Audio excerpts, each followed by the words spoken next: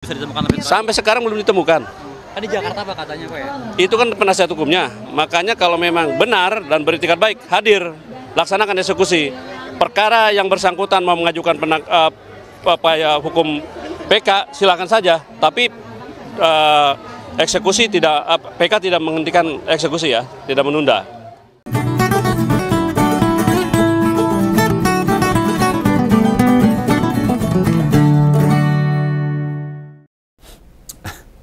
Sampai detik ini Om Begawan masih bingung sama segala macam alasan yang disampaikan kejaksaan dalam menangkap relawannya Jokowi Sylvester. Artinya apa? Di mata Om Begawan ini, institusi KPK sama kejaksaan wis sulit buat tak percaya.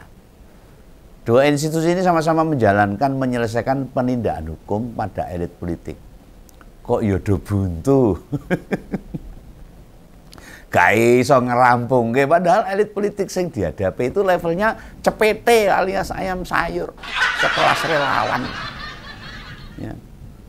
Ya, ini dipisu ya ayamnya langsung sengkleh loh, digetak langsung nyekukruk, tak berdaya. Kan kita ngerti banget itu. Di KPK dan di kejaksaan memproses kasus kok begitu caranya itu, malah gawe geguyu rakyat. Apa nggak malu tuh kejaksaan, khususnya kejaksaan Jakarta Selatan.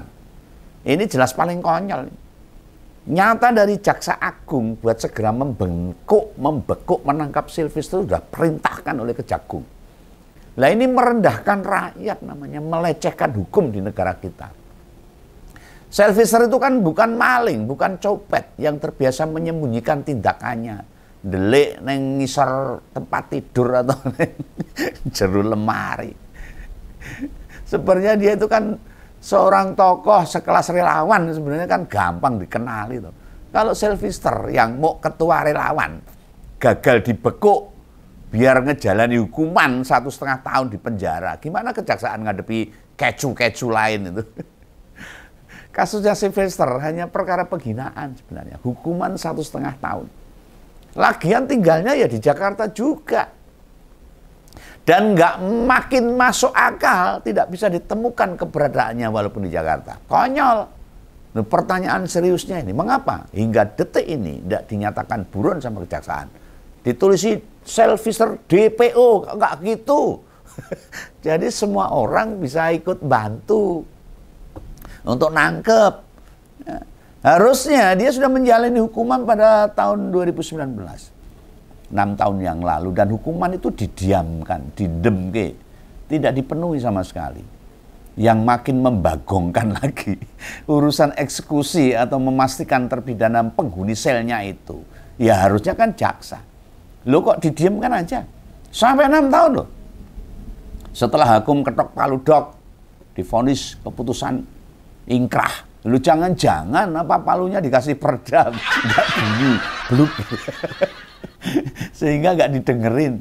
Sehingga waktu diketok para jaksa tidak denger itu. Inilah fungsinya. Semua putusan pengadilan diunggah secara online harusnya. Supaya masyarakat ngerti, paham, nenek kesulitan bisa bantu. Sehingga kita semua jadi tahu. Mengapa tak juga bisa ditegakkan apa yang diputuskan hakim itu. Vonisnya sudah menetap. Yang ketok palu bukan Irfan Hakim loh. Tapi hakim pengadilan. Sehingga Sylvester nganggep ini main-mainan. Bercandaan saja. Mosok penegak hukum dikonfirmasi tentang salah satu tugasnya hanya menjawab, ya sampai sekarang masih belum ditemukan. Loh kok aneh.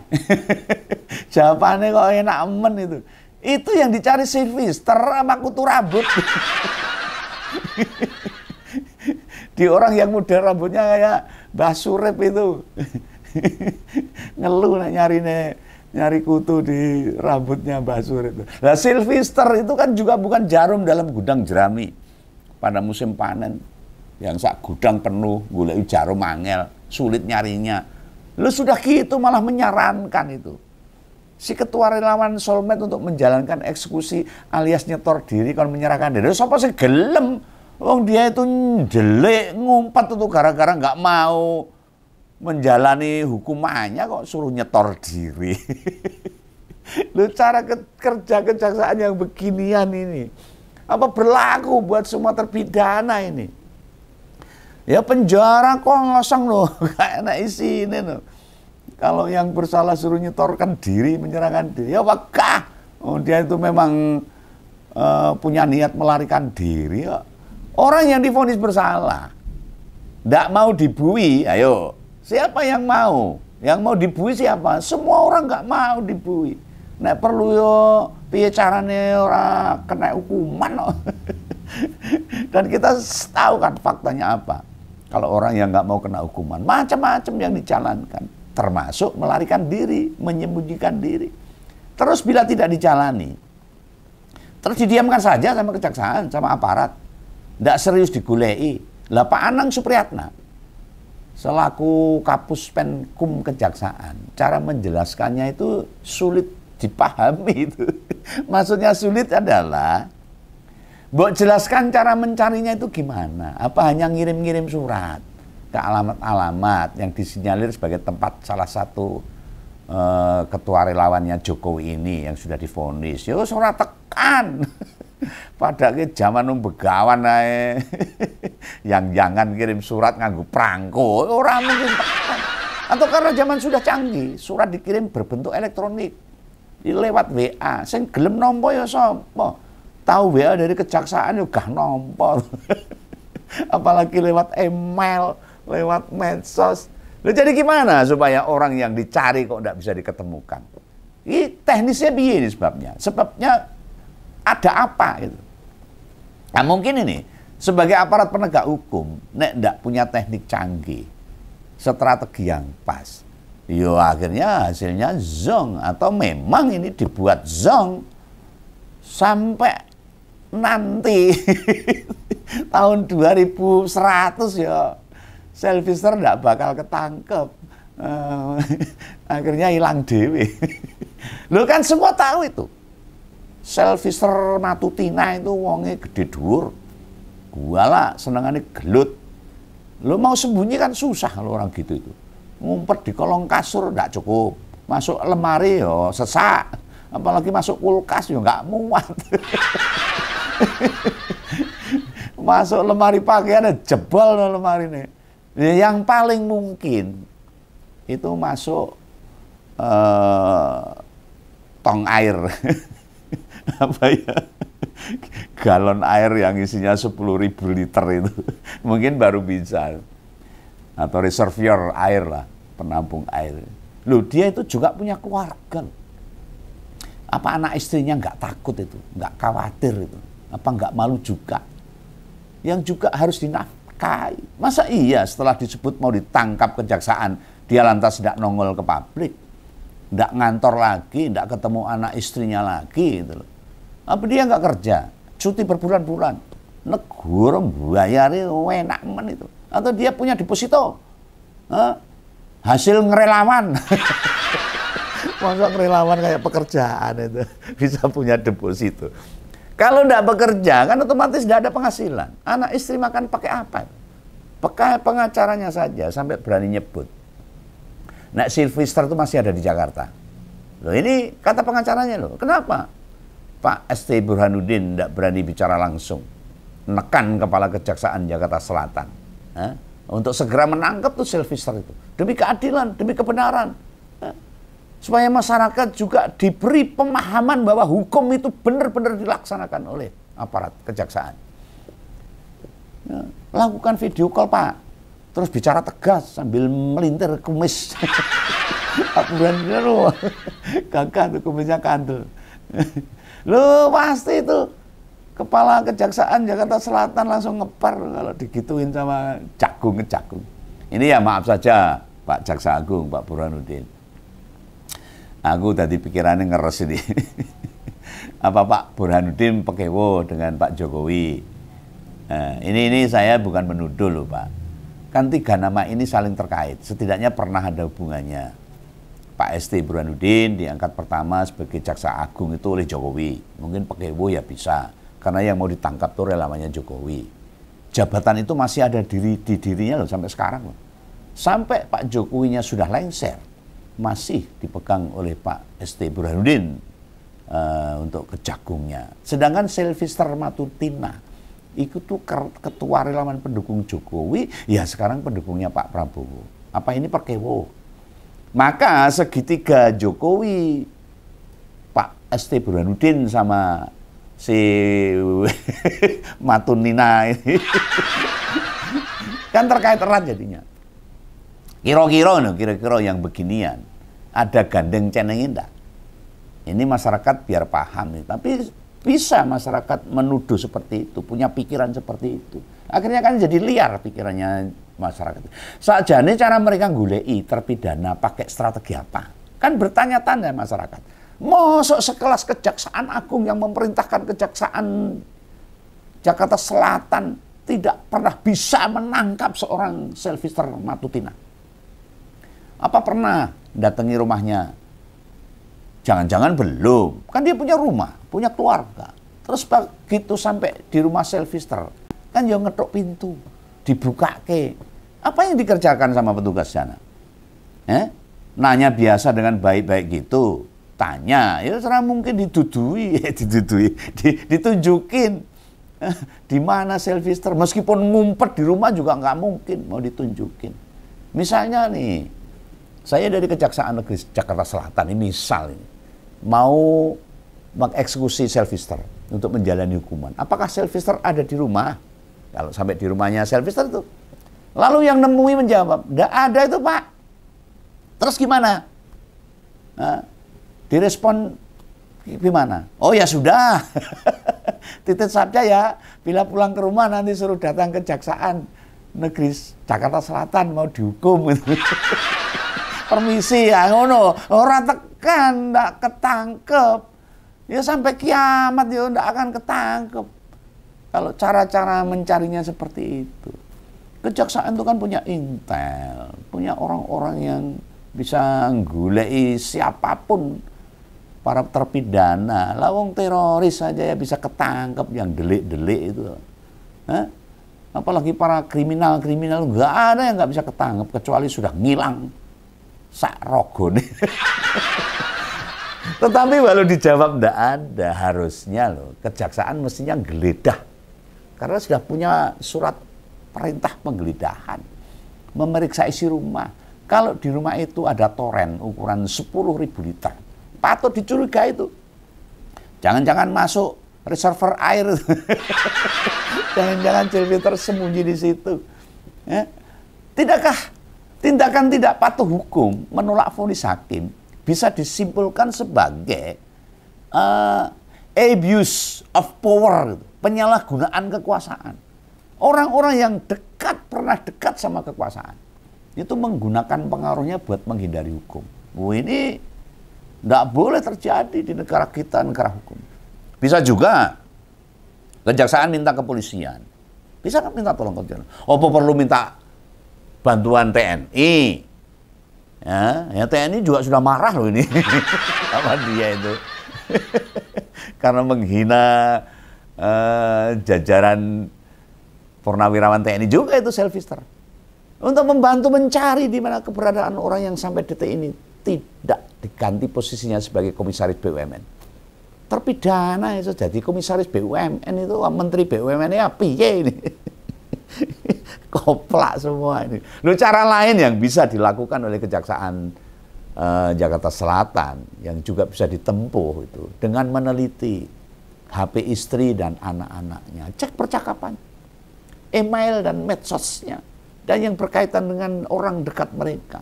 Kalau benar-benar serius nyari loh, mesti ketemu. Orang mungkin nggak ketemu. Kalau buat menemukan terpidana itu sah-sah saja, tidak melanggar privasi. Penting nek misalnya di memori HP istri atau anak Sylvester ono gambar-gambar saru misalnya. Ini misal loh nih. Ya rasa dicek, itu rasa ditonton.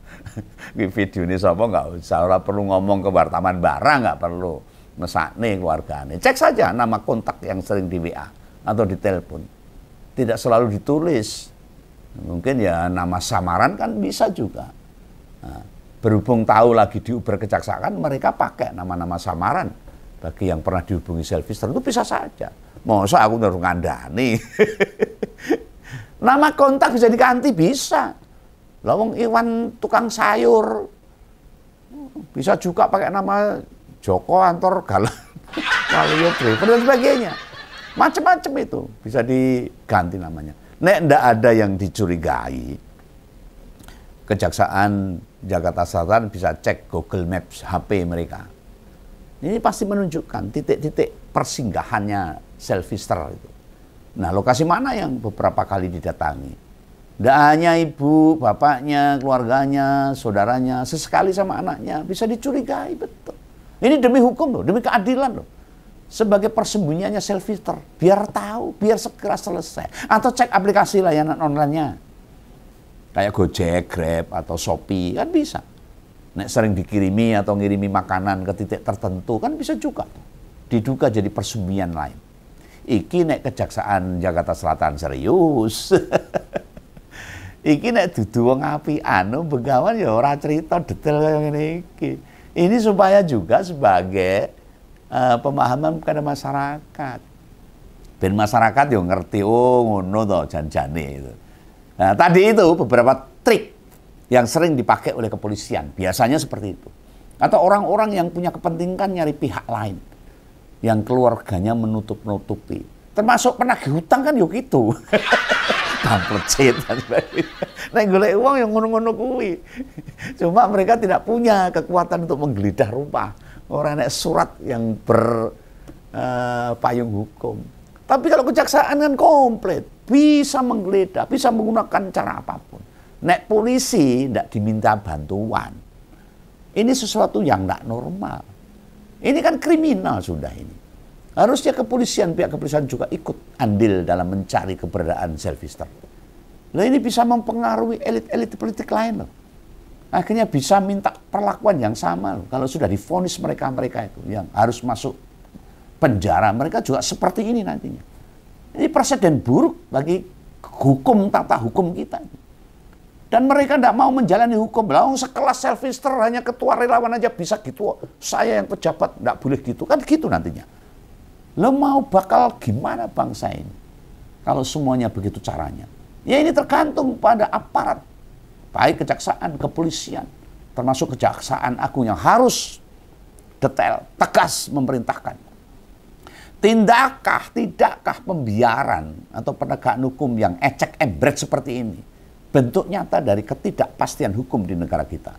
Bukti adanya hukum tajam ke bawah, tumpul ke Solo, tumpul ke atas. Yang lapor dan minta agar diproses hukum si selfister adalah orang-orang Pak Yusuf Kalla yang merasa nggak terima jika seorang wakil presiden mantan dihina-hina sama ketua relawan, hanya kelasnya ketua relawan. Kira-kira jasa selfister sama Pak JK gede siapa buat negara ini? Apa yang pernah dilakukan selfister buat negara ini? Hah? Apa kita lupa Pak JK itu wapres 2 kali loh. Wapresnya Pak BY sama wapresnya Jokowi. Dan lagi tuduhan atau fitnah yang diucapkan selfister itu diutarakan sewaktu Pak JK menjabat sebagai wakil presiden. Masih menjabat, ingatnya. Ini menfitnah, bukan mengkritik. Hakim atau pengadilan sudah bertindak tepat. Soalnya di tingkat pengadilan negeri, sebenarnya dihukum penjara. Hanya setahun. Kemudian ada banding. Nah, dan kasasi. Ditambah lagi tuh. Waktu kasasi. Tambah 6 bulan. Sehingga vonisnya terakhir. Dia mesti masuk sel menjalani hukuman selama 1,5 tahun. Inkrah. Harus masuk. Bila dikaitkan sama kasusnya, itu sama saja kejaksaan tidak menganggap institusi wakil presiden sebagai institusi yang tidak dijaga marwah kehormatannya. Sekali lagi yang dikatakan si selfister bukan kritik, dia ngomong buruk soal Yusuf Kalla waktu berorasi dalam sebuah demo. Kurang ajar itu. Akhirnya makin jelas semua kan. Kalau yang berkaitan dengan Jokowi itu merusak tatanan. Termasuk para relawan-relawannya ini. Ya, sekelas ketua relawan itu aman alias tidak bisa tersentuh sama hukum.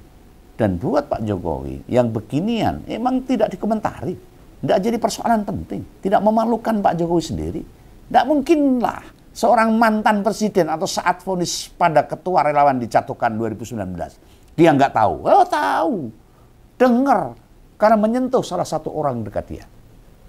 Masuk penegak hukum sama sekali tidak membocorkan rencana vonis hakim. Nek Jokowi waktu itu tidak meminta Sylvester menjalani vonis pengadilan. Yang ngeri.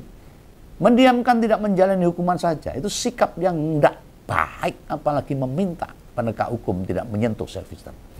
Saya menggambarkan jebul arogansi Jokowi sakjane ya wis suwe. Hanya kita tidak tahu aja. Demikian pula sama kejaksaan. Kenapa tidak diperintah buat bertindak adil? Menjalankan palu hakim. Kalau yang berhubungan dengan ketua relawan baik terkesan dilindungi karena dekat dengan Jokowi. Gimana kalau keluarga Jokowi tersangkut hukum? Apa tidak makin dilindungi lebih kuat? Masuk para fan, pendukung, orang-orang Jokowi tidak melihat hukum di negeri ini benar-benar di bawah ketiak Jokowi. Fakta ini makin membuktikan jika Noel seharusnya sudah diproses sejak lama. Sejak awal menjabat, hanya karena dekat sama orang yang pernah berkuasa. Dia baru di OTT KPK, sudah bulan keberapa itu. Jadi wakil menteri, kabinetnya Pak Prabowo. Gayanya juga petentang-petenteng. Waktu jadi Wamenaker. Lalu juga Om Begawan teringat tuh, dalam sidang perlindungan WhatsApp judul. Juga dikatakan pada para tersangka itu. Ada aliran dana ke Menteri Kominfo yang dulu dijabat sama Budi Ari. Yang mau Kongres Projo yang ketiga. Dan pengakuan itu tidak di follow up kan. Sidang staf Kominfo juga tidak ditelisik. Uang-uang setoran judul itu ditaruh di rekening siapa, nggak diselidiki. Ngalir kemana saja. Kelihatannya itu didiamkan aja. Siapa yang diuntungkan? Kan tidak ditanya sejauh itu. Intinya ketua-ketua relawan posisinya aman sentosa. Jika terjerat, jika kepergok beneran, baru dia kena. Relawannya siapa? Relawannya Jokowi. Maka ini menjadi magnet bagi relawan-relawan yang baru. Ingin menunjukkan, ingin menjadikan lagi, ingin melahirkan lagi relawan-relawan baru. Untuk membela Jokowi dan Gibran. Salah kaprah hukum Indonesia ini kalau begitu. Jangan salah paham ya. Salam Begawan, salam Ompol.